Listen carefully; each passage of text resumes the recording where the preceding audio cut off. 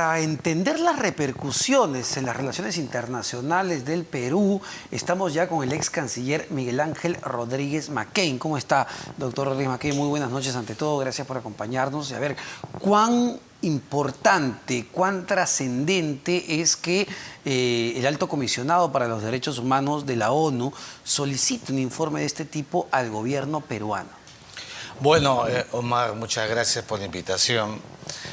Yo quisiera primero decirte que con la introducción que acabas de hacer este importante informe, se nos ha ido de las manos el tema, tenemos que decirlo. Porque de ser una situación que pudo haberse manejado stricto sensu en el derecho nacional, derecho interno, es el empoderamiento que todo Estado debe tener, pasó a un marco interamericano. Recordarás que llegó la Comisión Interamericana rápidamente a Perú y ahora es del nivel planetario. O sea, todos en el mundo tienen una visión absolutamente desnaturalizada sobre lo que pasó en el Perú. Las Naciones Unidas, el foro político más importante del planeta, que es la consecuencia de la Segunda Guerra Mundial, que reemplazó a la Liga de las Naciones, otrora de la Primera Guerra Mundial, pues las Naciones Unidas, si bien es cierto, tiene la autoridad moral internacional para buscar la quietud, la calma, el orden, establece el marco de la paz como regla mundial, pues acaba de mandarnos un chicotazo, hay que decirlo. Un chicotazo porque sus relatores, ya lo han dicho ustedes, emiten un conjunto de pareceres donde le inquieren al Estado peruano inmediata respuesta y además le dan un plazo de 60 días, inusual, ¿no?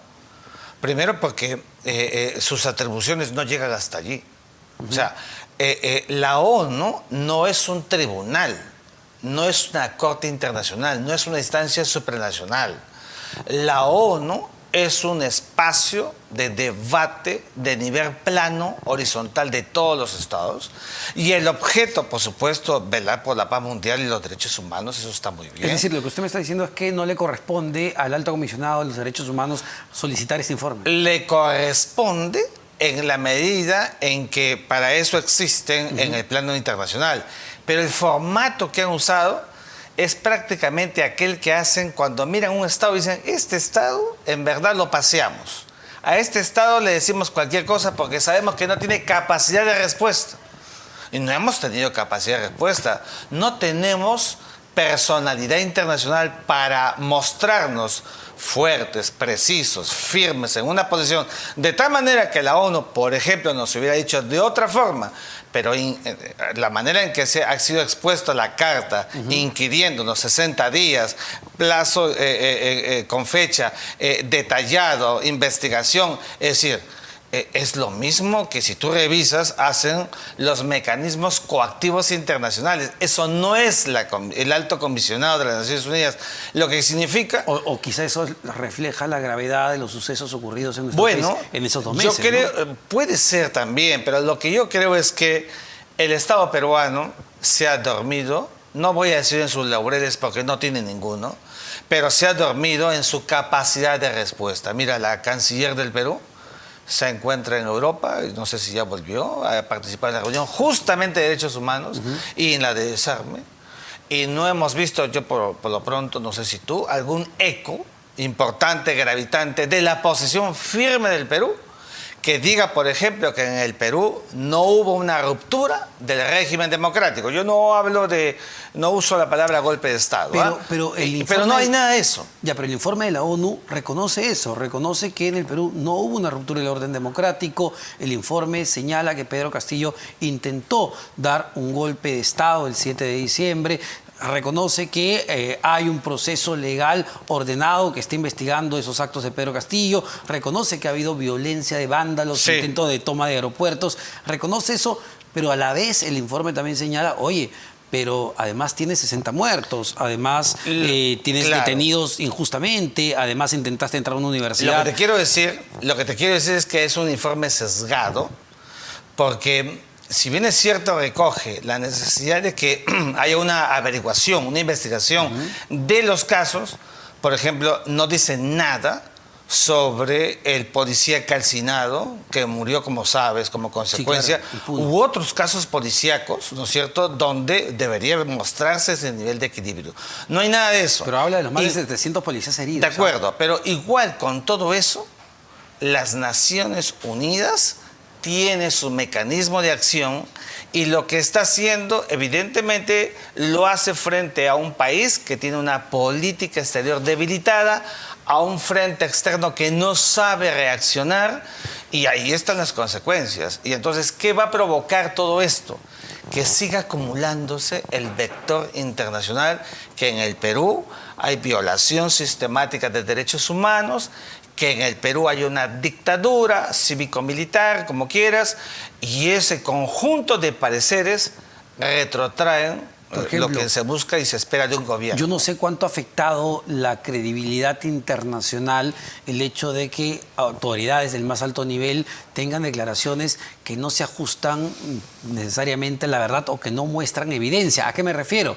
La propia presidenta Dina Boluarte, en una conferencia de prensa con la Asociación de Prensa Extranjera, da una versión sobre las muertes en Puno que nunca pudo demostrar, como los ponchos rojos, como las balas artesanales Dundún, y no presentó ninguna prueba de lo ocurrido. Y el informe de la ONU lo recuerda y le dice, oye, usted nos dijo tal cosa, pero lo que se ha demostrado, según las necropsias del Instituto de Medicina Legal del Ministerio Público, es que las personas que murieron tenían municiones que utilizó la policía y las Fuerzas Armadas en determinadas ocasiones.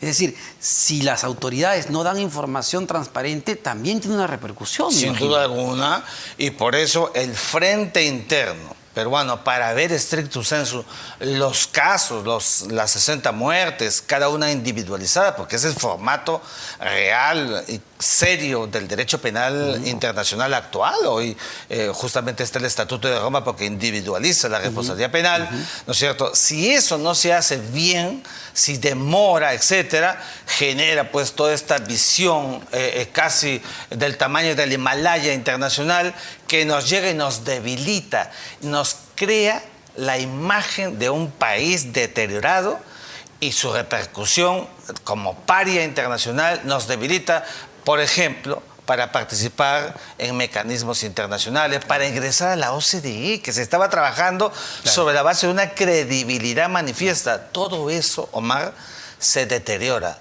¿Por qué?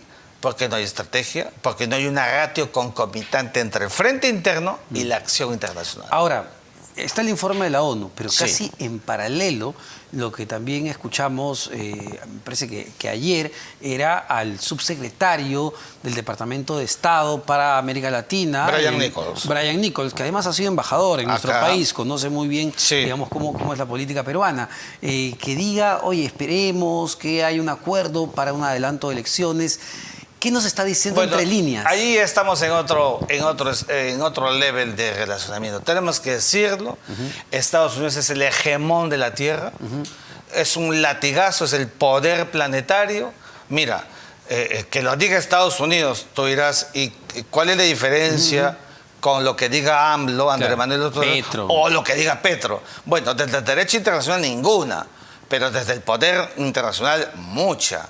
Es el poder en todas sus manifestaciones. Y cuando Estados Unidos dice eso, en verdad que deberíamos empezar a preocuparnos. Claro, por supuesto, además nos hace un libreto y nos dice, miren, siéntense, aquí está la receta y acuerden el adelanto de elecciones. Mira, eso en verdad solamente pasa cuando el hegemón apuntala a un país que otra vez, Omar, nos guste o no, lo ve debilitado. ¿Tú crees que va a hacer eso con Chile? ¿Tú crees que va a hacer eso con Colombia? Con dos países con los que ha sabido articular, y nosotros no hemos articulado con Estados Unidos, no hemos construido un face-to-face de Estado a Estado con Estados Unidos. Ahí están las consecuencias. Por eso es que el subsecretario de Estado para Asuntos de América Latina dice lo que todos hemos visto y que genera un impacto, porque de todas maneras, mirándolo desde el derecho internacional, sí es una intromisión en asuntos internos, porque ¿qué vamos a hacer? Pero es otro level de participación que nos deja sin piso, debilita a la presidenta de la República sin querer queriendo, Y por supuesto a nuestra diplomacia y a la Cancillería y a la Canciller.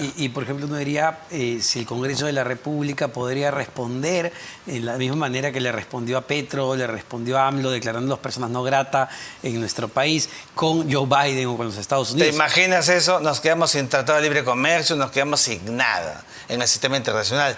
Y eso, por si acaso, para los que nos están escuchando, que dirán, ¿qué es eso? ¿Dominios o juzgamientos? No, se llama poder. El poder no tiene moral. No digo que sea inmoral, es que es amoral.